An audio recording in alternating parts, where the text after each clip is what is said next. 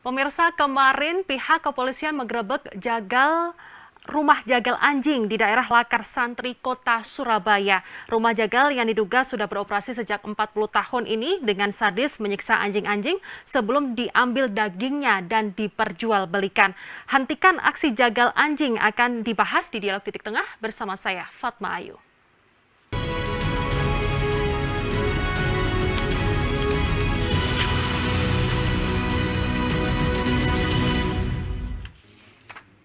Ini buat timbangan anjing.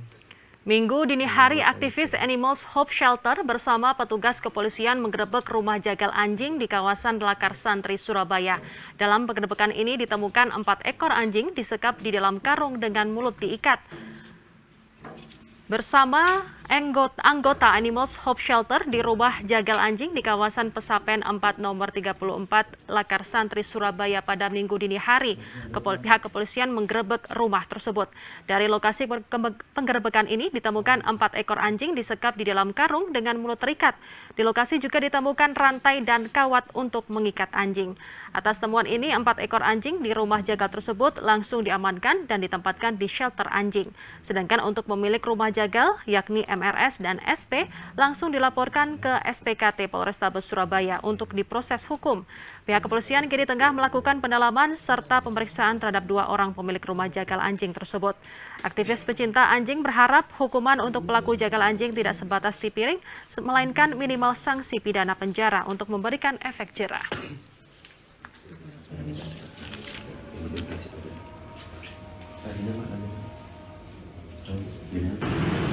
Pemirsa, Anda menyaksikan Dialog Titik Tengah, kali ini membahas terkait dengan hentikan aksi keji jagal anjing, dan sudah hadir di studio Metro TV Jawa Timur ada Christian Joshua Pale selaku founder and leader Animals Hope Shelter. Selamat siang Kak Joshua. Selamat siang Kak Fatma, apa kabar? Baik, semoga sehat selalu Kak Joshua. Alhamdulillah. Alhamdulillah. Kak Joshua kemarin juga ikut menggerebek rumah jagal anjing di Kota Surabaya di daerah Lakar Santri. Benar. Bisa diceritakan seperti awalnya, karena kabarnya ini Animals Hope Shelter yang menginisiasi adanya penggerbekan ini bersama pihak kepolisian. Kami sebenarnya sudah dapat informasi tentang rumah jagal yang menjual daging anjing untuk dikonsumsi sebagai masakan itu sudah lama banget. Dan dari bulan 3 saya dibantu dengan tim pendaki gunung Double G. Kita melakukan investigasi diam-diam setelah mendapatkan laporan dari netizen.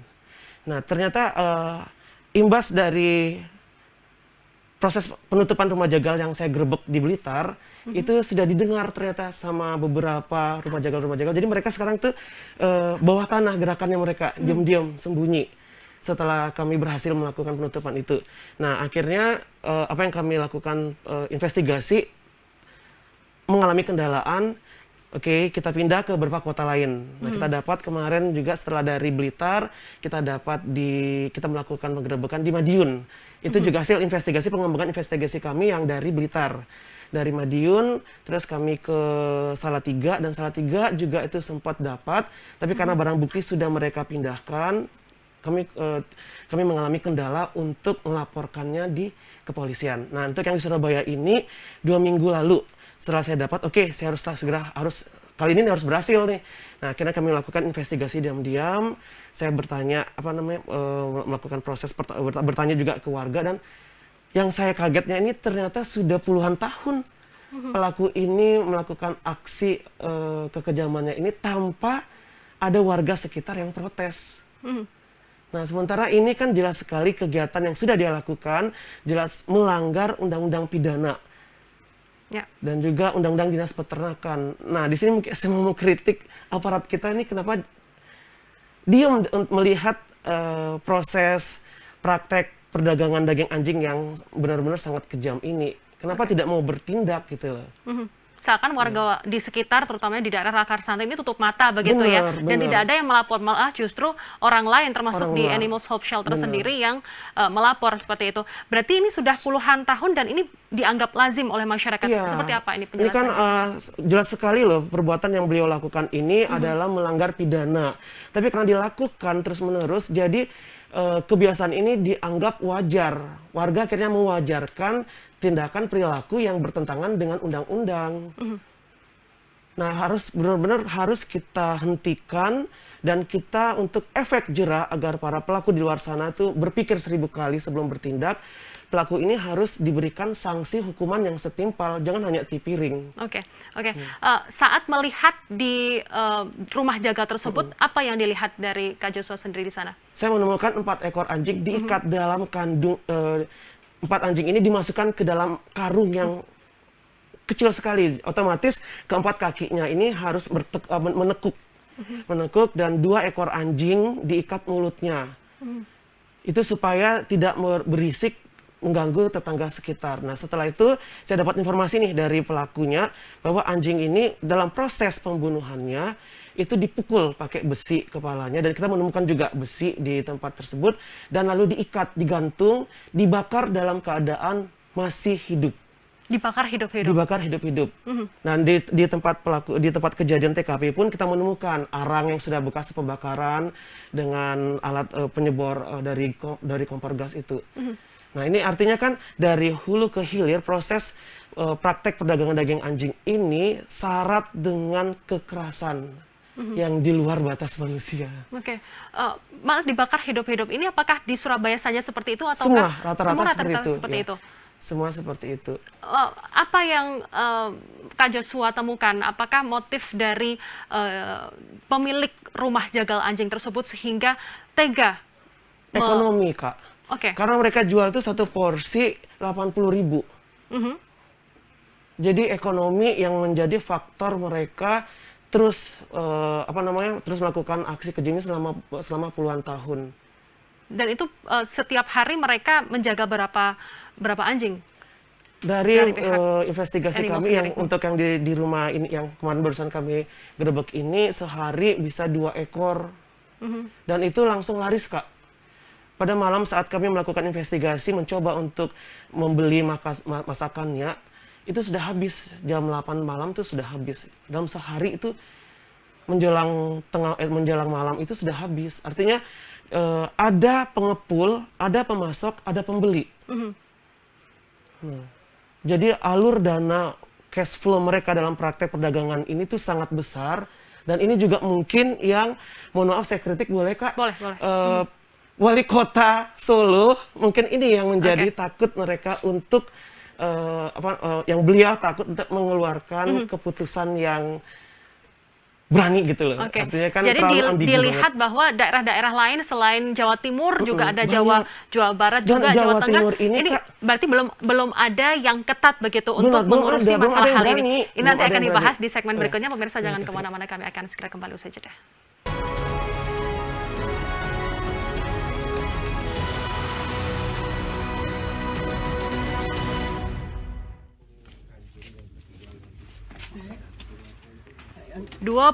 Maret 2022 lalu, Animals Hope Shelter bersama Polsek Selorejo Kabupaten Blitar juga telah menggerebek tempat yang diduga menjadi lokasi jagal anjing.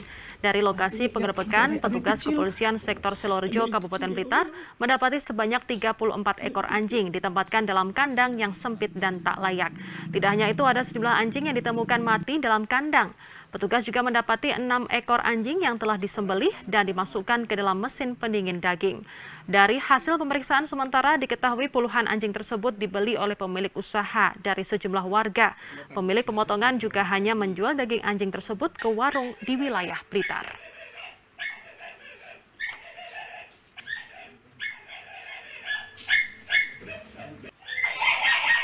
Masih bersama Christian Joshua Pale selaku founder dan leader Animals Hope Shelter. Jika dilihat ini motifnya adalah ekonomi. Ekonomi, Kak. Seberapa besar keuntungan yang didapatkan oleh jagal anjing tersebut jika menjual daging-dagingnya keluar? Gede banget, Kak. Gede banget. Bahkan sampai mereka tuh bisa bangun rumah besar. Nah, mereka ingin mendapatkan uang dengan cara yang mudah tanpa memikirkan penderitaan anjing-anjing ini yang mereka sekap, mereka jagal dan mereka siksa secara kejam ini, nuraninya nggak ada. Dan hal ini yang saya benar-benar harus teriak, harus speak up.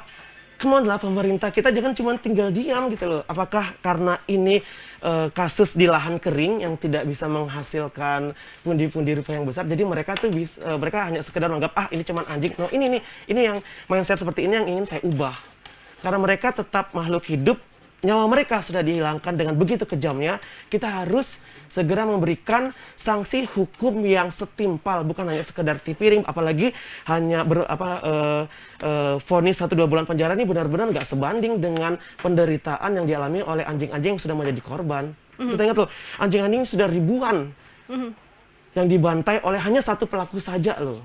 Apakah ini berkaitan dari satu daerah ke daerah lainnya? Ini Berkaitan ada banget Kak. Jadi hasil investigasi kami, Surabaya, Jawa Timur ini menjadi pusat pemasok untuk anjing-anjing yang akan dikonsumsi di Solo, di Jawa Tengah. Oke, Jawa Tengah ini menjadi salah satu Jawa Tengah, Solo itu ampun. tujuan sumpah. yang jika dilihat ini sangat banyak begitu ya? Benar, penikmatnya tuh penikmatnya di sana kalau di banyak Pulau sekali. Jawa ini, Solo, Jawa Tengah dan Solo ini yang paling banyak banget Kak. Oke, baik. Kita sudah terhubung dengan AKBP Mirzal Maulana selaku Kasat Reskrim Polrestabes Surabaya. Selamat siang, Pak Mirzal. Selamat siang, Mbak.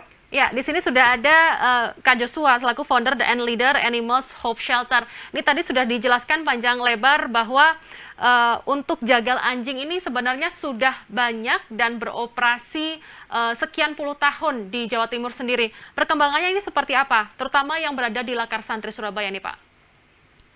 Baik, Pak. Jadi kejadiannya kemarin pada saat rekan-rekan dari pecinta anjing untuk melakukan permintaan pendampingan terhadap pengecekan lokasi yang diduga jagal anjing. Nah, kemudian dari Polsek menghubungi piket Polrestabes untuk menuju ke lokasi mengecek kebenaran terjadinya kegiatan tersebut. Memang situasi dan tempatnya memang agak tersembunyi ya, Mbak, karena masuk ke dalam gang-gang. Nah, kemudian kita melakukan pengecekan. Di sana ternyata terdapat lokasi yang di depan pintu pagarnya itu terdapat tulisan bahwa yang bersangkutan menjual atau dengan bahasa kitchen online. Menjual RW dengan posisi harganya seperti ini. Oke, bisa dijelaskan Pak, apa yang terdapat di situ Pak? Nah, kemudian setelah dilakukan pengecekan, ditemukan adanya 4 ekor anjing yang dalam kondisi diikat. Ya, yang diduga nantinya akan dilakukan penjagalan untuk memenuhi kebutuhan order dari yang sudah mengetahui nomor telepon yang tercantum dalam rumah yang diduga pemilik tempat ini. Oke, berarti mereka ini secara terang-terangan melabeli rumah tersebut adalah jagal anjing seperti itu ya Pak ya? Tidak disebutkan seperti itu, cuman yang terdapat poster di depan rumah atau pagar rumah itu poster kecil, seperti yang saya tunjukkan tadi bahwa di situ ada RW per porsi sekian ribu. Per kilo sekian ribu, seperti itu. Pak, dari pihak kepolisian sendiri bisa dijelaskan apakah jual beli daging anjing ini diperbolehkan oleh hukum? Iya Mbak, ada seperti beberapa kasus yang terjadi di beberapa wilayah, seperti di Jawa Timur juga ada di Blitar. Kami juga kemarin mengkomunikasikan dengan Polres Blitar, dan saat ini sudah dalam proses sidang.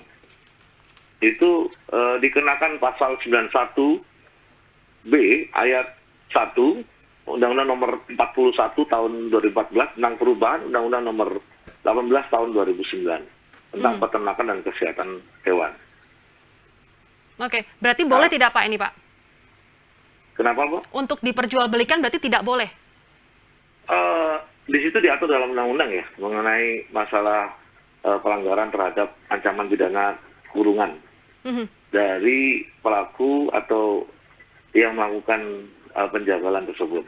Oke, Pak, ini yang dihukum ini adalah pemilik jagal anjing itu apakah dilihat dari sisi penyiksaannya terhadap anjing ataukah memperjualbelikan daging anjing seperti apa? Karena menurut informasi yang kami terima bahwa tidak hanya di Jawa Timur saja tapi seluruh Indonesia ini juga jagal anjing ini sangat banyak sekali. Ini seperti apa yang dilakukan oleh Polrestabes Surabaya untuk menghukum adanya pemilik jagal anjing ini agar memberikan efek jera? Nanti akan dibahas di segmen berikutnya. Pemirsa jangan kemana-mana, kami akan segera kembali usai jeda.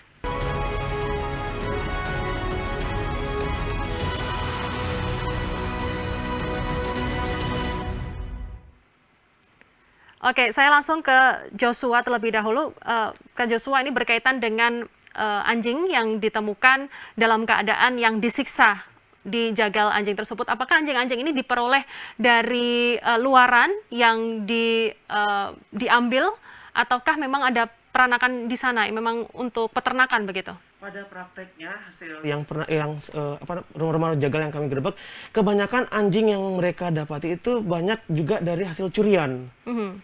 Anjing dari selain dari anjing-anjing jalanan yang mereka ambil, atau ada sebagian juga, ada beberapa juga yang dijual oleh pemiliknya.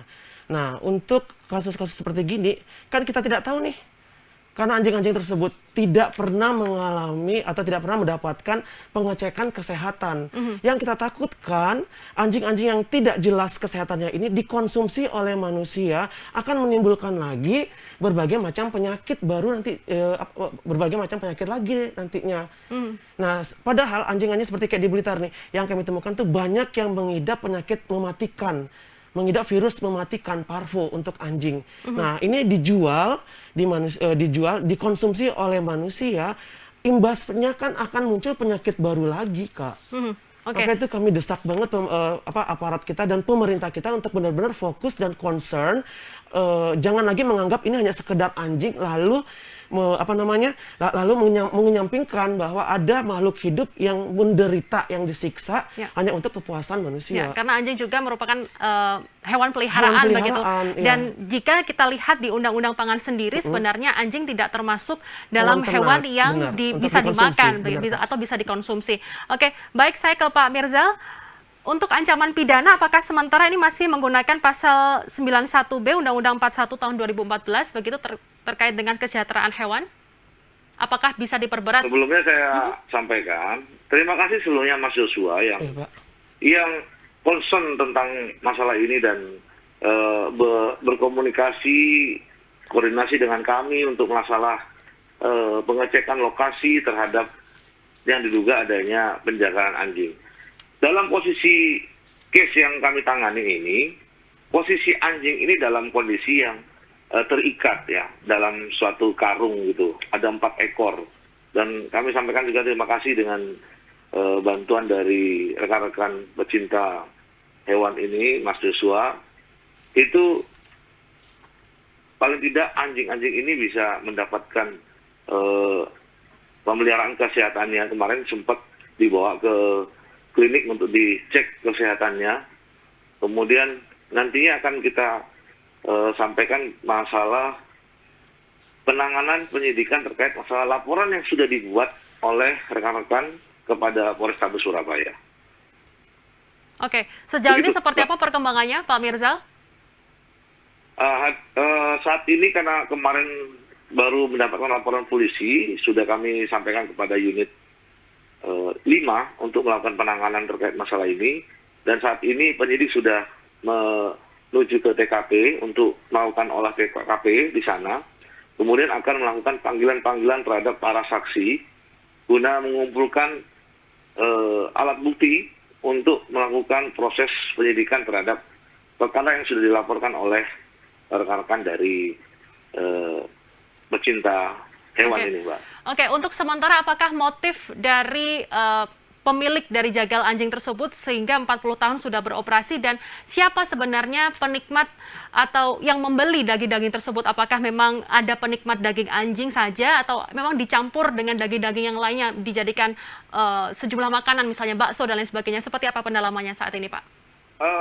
Untuk terkait masalah nantinya yang bersangkutan mengkombinasikan daging-daging yang ada itu dengan daging yang lainnya, kita lagi melakukan pendalaman pemeriksaan terhadap para saksi. karena pemiliknya hanya satu orang. Di rumah tersebut, rumah yang tersembunyi di gang-gang kecil, dan langsung yang bersangkutan itu secara pribadi, secara perorangan memberikan nomor teleponnya bagi orang-orang yang memang membutuhkan adanya daging ini, karena Baik. Penikmat daging ini kan orang-orang khusus ya, karena tidak lazim di kalangan umum untuk melakukan pembelian daging khusus. Baik. RW ini kan, Pak. Baik, baik. Terakhir, Kak Joshua, apa pesan dan juga harapan dari teman-teman dari teman-teman Animals Hope Shelter sendiri agar praktek ini tidak terjadi lagi? Kami berharap pemerintah segera bertindak mengambil keputusan. Kepala daerah di setiap provinsi pun harus berani mengambil keputusan, jangan memberikan aturan yang ambigu. Ini jelas anjing dan kucing bukan hewan ternak yang untuk dikonsumsi. Mereka adalah sahabat manusia yang paling setia. Jadi kita harus berpikir lebih bijak lagi untuk khususnya para pemakan daging anjing ini untuk menghentikan kebiasaan mereka. Dan juga saya harap juga langkah kami selanjutnya untuk mengajukan revisi Undang-Undang Perlindungan Hewan ini, setidaknya legislatif bisa berpikir untuk melakukan revisi supaya para pelaku kekerasan terhadap hewan atau para penjagal anjing ini diberikan hukuman yang setimpal, jangan lagi tipiring. Oke. Semoga tidak ada lagi praktek jual seperti beli ini, daging anjing, ya. termasuk jagal anjing yang meresahkan warga juga ya. Dan juga kami mohon juga untuk Baik. aparat hukum untuk setiap kali menerima laporan tentang kekerasan terhadap hewan ini untuk lebih peka dan tidak ada lagi mindset mengatakan bahwa oh ini hanya sekedar hewan. Baik, terima kasih Kak Joshua untuk informasinya selaku founder dan leader Animals Hope Shelter, dan sebelumnya ada Pak AKBP Mirzal Maulana selaku Kasat Reskrim Polrestabes Surabaya membahas terkait dengan hentikan aksi keji jagal anjing. Saya Fatma Ai pamit undur diri, terima kasih atas kebersamaan Anda, sampai jumpa, sehat selalu. Terima kasih, Pak.